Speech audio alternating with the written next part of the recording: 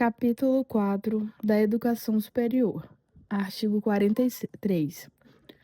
A educação superior tem por finalidade: 1. Estimular a criação cultural e o desenvolvimento do espírito científico e do pensamento reflexivo. 2. Formar diplomados nas diferentes áreas do conhecimento, aptos para a inserção em setores profissionais e para a participação no desenvolvimento da sociedade brasileira e colaborar na sua formação contínua. 3. Incentivar o trabalho de pesquisa e investigação científica, visando o desenvolvimento da ciência e da tecnologia, e da criação e difusão da cultura, e, desse modo, desenvolver o entendimento do homem e do meio em que vive.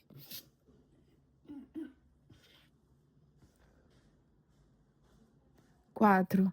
Promover a divulgação de conhecimentos culturais, científicos e técnicos que constituem patrimônio da humanidade, e comunicar o saber através do ensino, de publicações ou de outras formas de comunicação.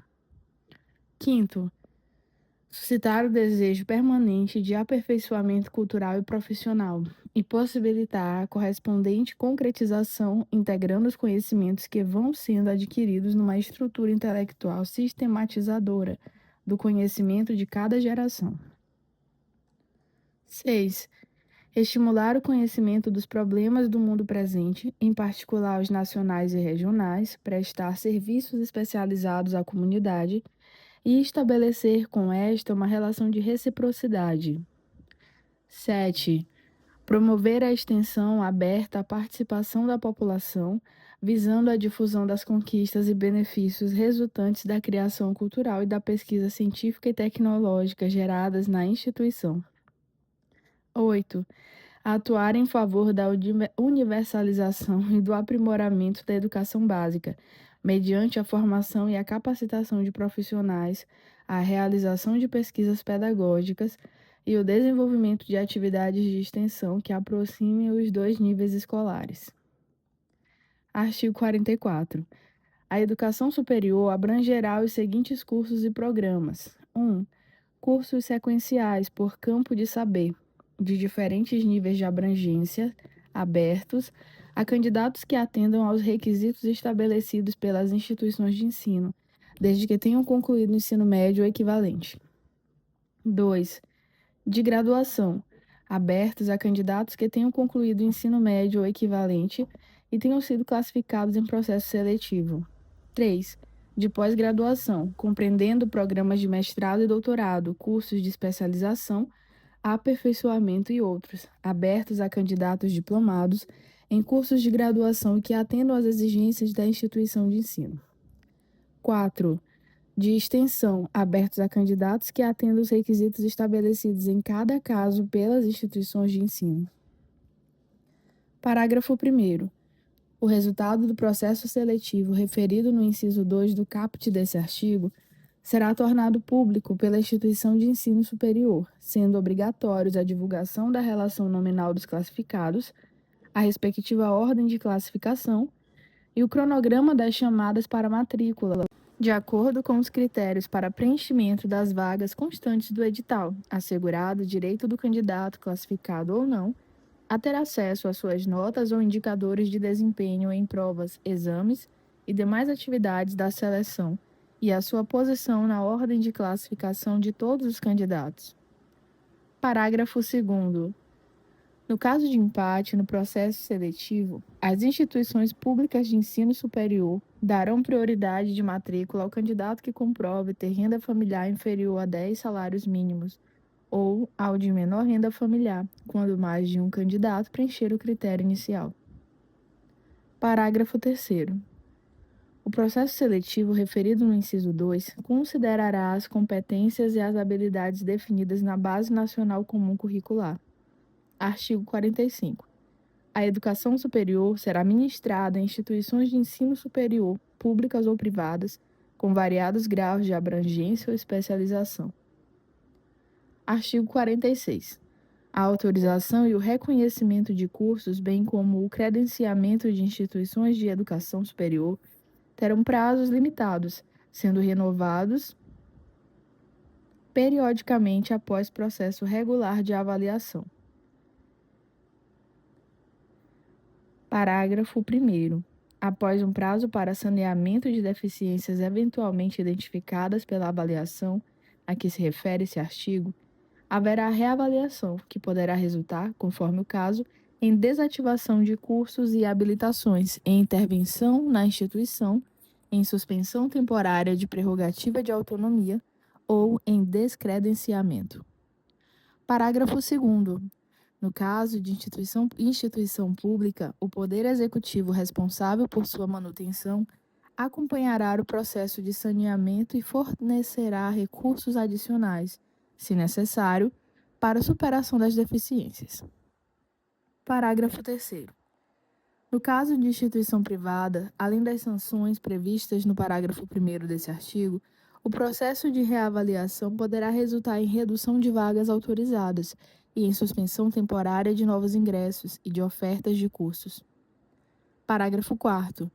É facultativo ao Ministério da Educação, mediante procedimento específico e com aquiescência da instituição de ensino, com vistas a resguardar os interesses dos estudantes, comutar as penalidades previstas no parágrafo 1º e 3º desse artigo por outras medidas, desde que adequadas para a superação das deficiências e irregularidades constatadas. Parágrafo 5º. Para fins de regulação, os Estados e o Distrito Federal deverão adotar os critérios definidos pela União para a autorização de funcionamento de curso de graduação em medicina. Artigo 47. Na educação superior, o ano letivo regular, independente do ano civil, tem no mínimo 200 dias de trabalho acadêmico efetivo, excluído o tempo reservado aos exames finais, quando houver. Parágrafo 1º. As instituições informarão aos interessados, antes de cada período letivo, os programas dos cursos e demais componentes curriculares, sua duração, requisitos, qualificação dos professores, recursos disponíveis e critérios de avaliação, obrigando-se a cumprir as respectivas condições, e a publicação deve ser feita sendo as 3 primeiras formas concomitantes. Primeiro, em página específica na internet no sítio eletrônico oficial da instituição de ensino superior, obedecido o seguinte. Letra A. Toda publicação a que se refere essa lei deve ter como título grade e corpo docente. B. A página principal da instituição de ensino superior, bem como a página da oferta de seus cursos aos ingressantes sobre a forma de vestibulares, processo seletivo e outras com a mesma finalidade, deve conter a ligação desta com a página específica prevista neste inciso. C. Caso a instituição de ensino superior não possua sítio eletrônico, deve criar página específica para a divulgação das informações de que trata esta lei. Letra D. A página específica deve conter a data completa de sua última atualização. Segundo, em toda propaganda eletrônica da instituição de ensino superior por meio de ligação para a página referida no inciso 1º. 3.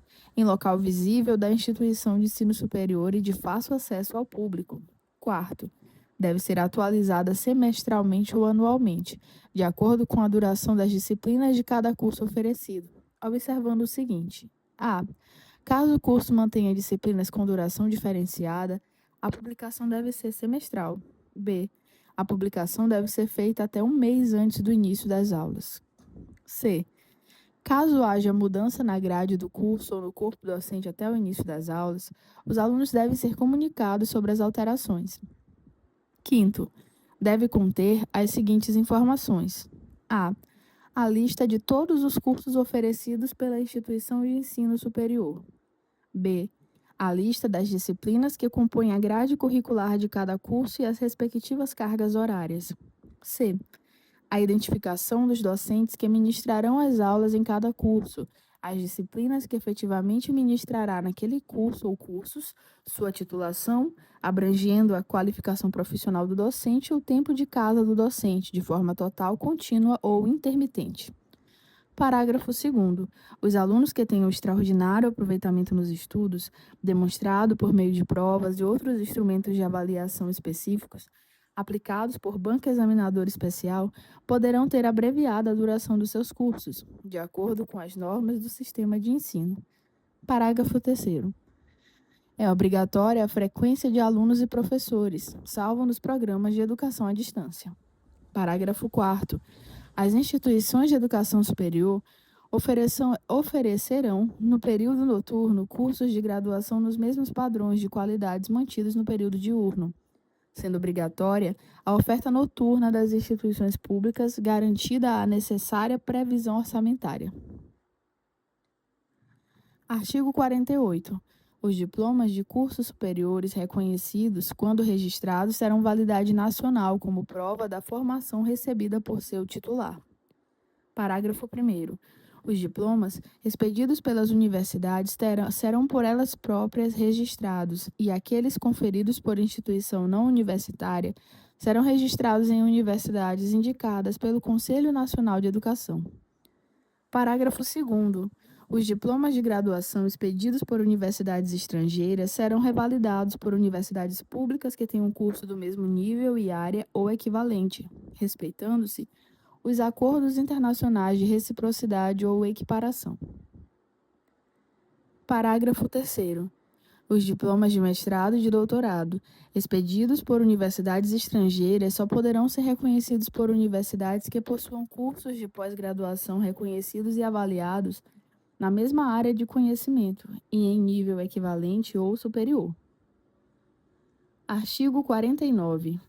As instituições de educação superior aceitarão a transferência de alunos regulares para cursos afins, na hipótese de existência de vagas e mediante processo seletivo. Parágrafo único. As transferências ex officio dar-se-ão na forma da lei. Artigo 50.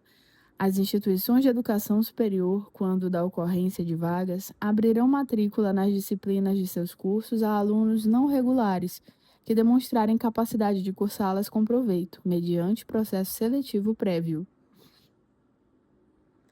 Artigo 51. As instituições de educação superior, credenciadas como universidades, ao deliberar sobre critérios e normas de seleção e admissão de alunos, levarão em conta os efeitos desses critérios sobre a orientação do ensino médio, articulando-se com os órgãos normativos dos sistemas de ensino. Artigo 52. As universidades são instituições pluridisciplinares de formação dos quadros profissionais de nível superior, de pesquisa, de extensão e de domínio e cultivo do saber humano, que se caracterizam por 1. Produção intelectual institucionalizada mediante o estudo sistemático dos temas e problemas mais relevantes, tanto do ponto de vista científico e cultural, quanto regional e nacional. 2. Um terço do corpo docente, pelo menos, com titulação acadêmica de mestrado ou doutorado. 3. Um terço do corpo docente em regime de tempo integral. Parágrafo único. É facultativa a criação de universidades especializadas por campo de saber. Artigo 53.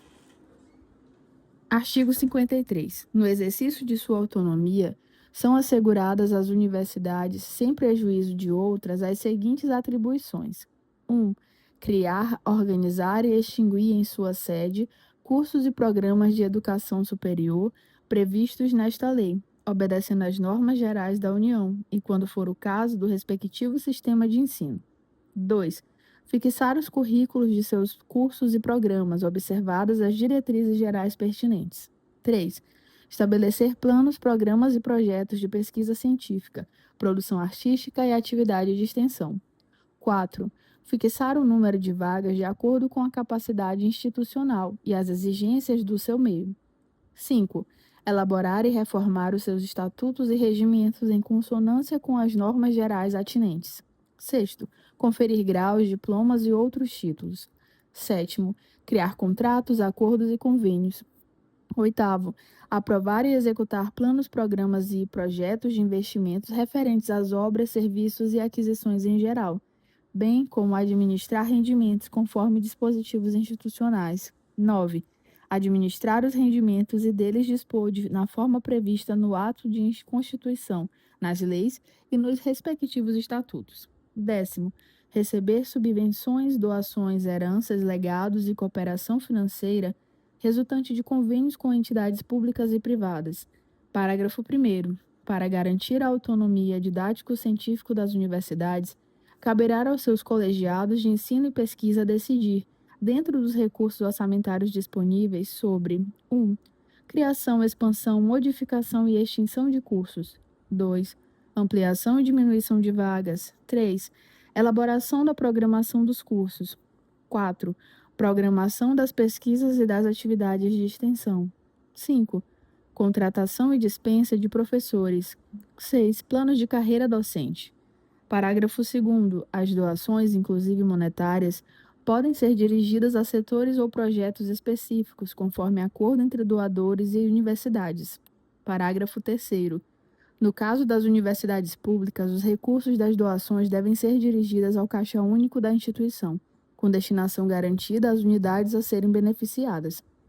Artigo 54. As universidades, mantidas pelo poder público, gozarão, na forma da lei, do estatuto jurídico especial para atender às peculiaridades de sua estrutura, organização e financiamento pelo poder público, assim como dos seus planos de carreira e do regime jurídico de seu pessoal. Parágrafo 1º. No exercício de sua autonomia, além das atribuições asseguradas pelo artigo anterior, as universidades públicas poderão: 1. Propor o seu quadro de pessoal docente, técnico e administrativo, assim como um plano de cargos e salários, atendidas as normas gerais pertinentes e os recursos disponíveis. 2. Elaborar o regulamento de seu pessoal em conformidade com as normas gerais concernentes. 3. Aprovar e executar planos, programas e projetos de investimentos referentes às obras, serviços e aquisições em geral, de acordo com os recursos alocados pelo respectivo poder mantenedor. 4. Elaborar seus orçamentos anuais e plurianuais. 5º. Adotar regime financeiro e contábil que atenda às suas peculiaridades de organização e funcionamento. 6.